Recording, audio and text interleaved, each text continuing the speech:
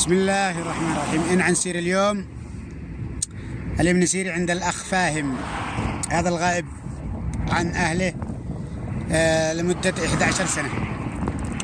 نسير نشيله اليوم، نسير نشتري له ملابس حسب طلبه. هذا شيء ملابس بعد أن اقتنع أن يزور أمه. فالآن هو منتظر لنا هو بالخط. منتظر لنا هو الآن. هذا هو، نسير نكسو. هذا الأخ فاهم بأول مرة يركب معي بالباص، تمام. ونسير نسير صنعاء ونسير نعمل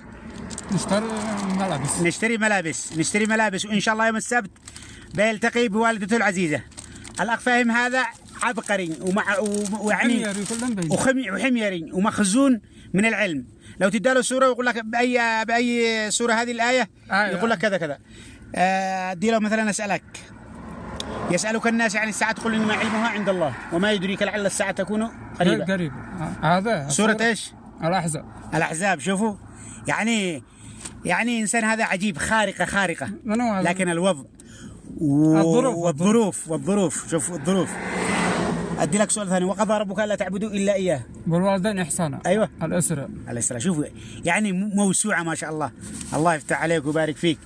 وهذه إن شاء الله أول فتح وبشارة من بشارة إيش؟ الملابس. ونرجعه إن شاء الله شخصية جنتل إن شاء الله، مع الحلاقة مع كل حاجة. وتحياتي لكم جميعا. وإن شاء الله يلتقي بوالدته الذي غاب عنها لمدة كم؟ 10 سنين أو أكثر، صح؟ وإن شاء الله يلتقي بها. ونطالب من كل من يعني في قلبه ذرة من الإيمان والرحمة أن تجتمع هذه الأسرة بمساعدة هذا الشخص وانتشاله من الواقع الذي يعيشه،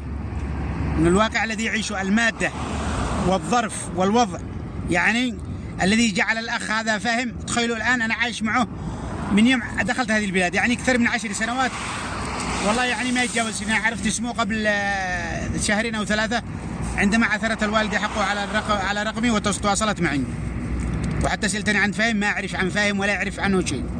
فهذا قلب أم يا إخواني، قلب أم، رحمة أم.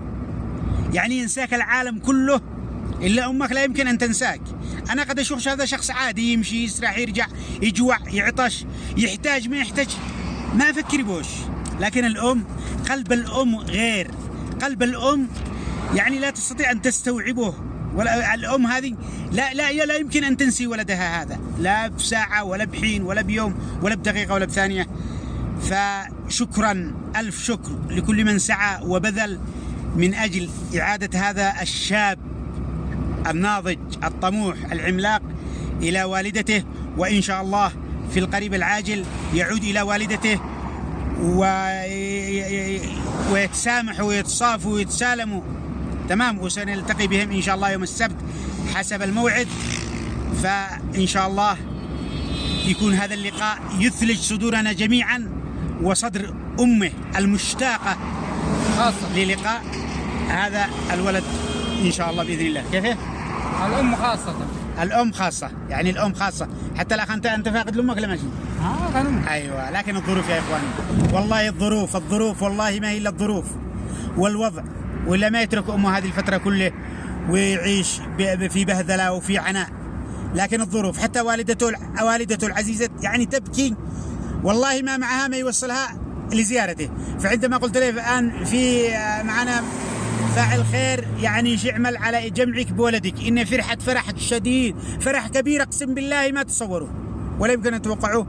وتحياتي للجميع وجزاكم الله خير كل من ساهم ونشر وساعد في اجتماعهم. وإن شاء الله نتوفق، وإن شاء الله يكون لنا التوفيق الكبير أن نجمع بينهم إن شاء الله بإذن الله. تحياتي وخاتم.